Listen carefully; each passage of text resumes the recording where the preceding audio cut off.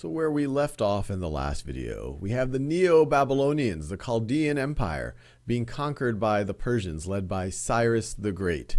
That's in 539 that Cyrus the Great conquers Babylon. And they're able to establish a significant empire. And his successor, Cambyses II, in 525 BCE is able to do something that many of the conquerors that we've talked about in the last few videos were not able to do, and conquers Egypt and makes that part of the Persian Empire.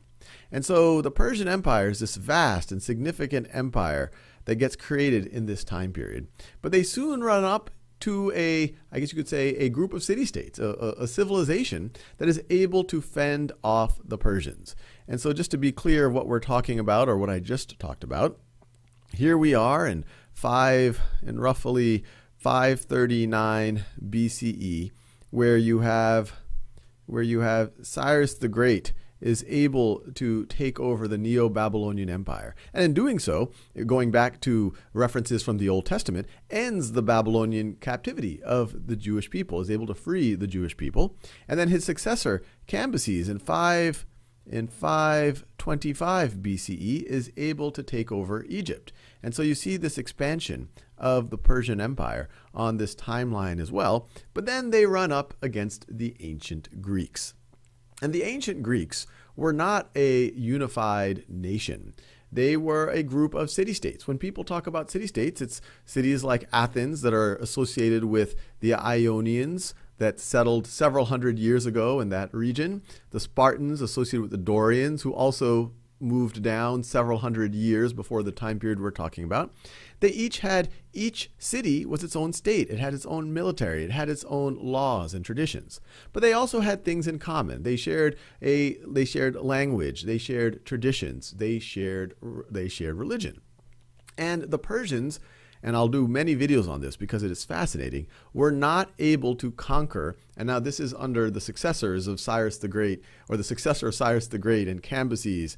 We have Darius the Great is not able, in multiple attempts, to take over the Greeks. And these are the famous Greco-Persian Wars, which occur from 499 BCE to 450 BCE. Greco-Persian Wars. And our map, we see it right over here. The Greco-Persian Wars. And there's some famous instances, famous events, from why we now run a marathon to the movie 300, where you have the stand that the Spartans attempted to take at Thermopylae, where the Persian army, with thousands and thousands of soldiers facing 300 Spartans and several hundred other soldiers, say, "Give us your arms." And once again, we don't know how much of this is legend and how much is true, but it's a good story. And the Spartans say, "Come and take them." And then the Persians say, "We have enough arrows to blot out the sun." And the Spartans say, "Good, then we will fight in the shade."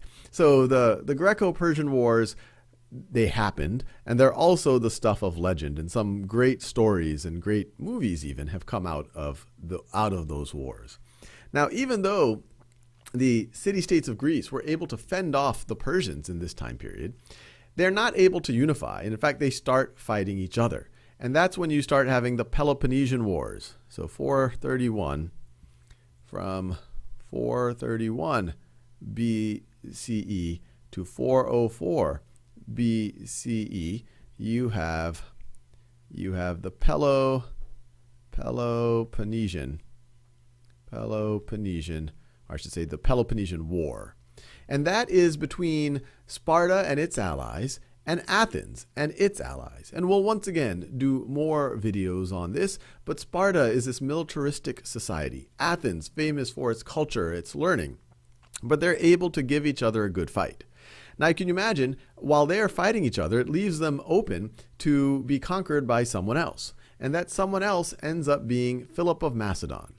And the Macedonians are a related people. They share a similar language. They have similar traditions. And Philip of Macedon is able to take over most of what we now consider to be Greece. And as famous as Philip of Macedon is, his son is perhaps one of the top 5 most famous people in history. Because in 336, Philip of Macedon dies. He's actually assassinated.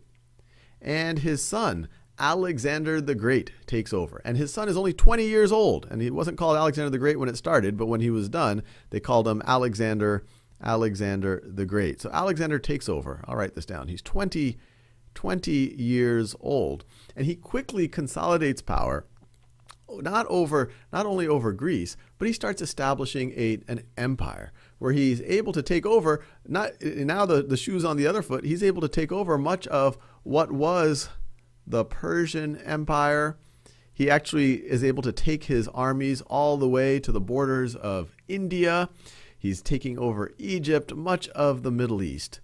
And so this is often referred to as the world's greatest adventure. And it's fascinating because he does this over a little bit more than a decade. He dies in 323. So 323 BCE, Alexander dies.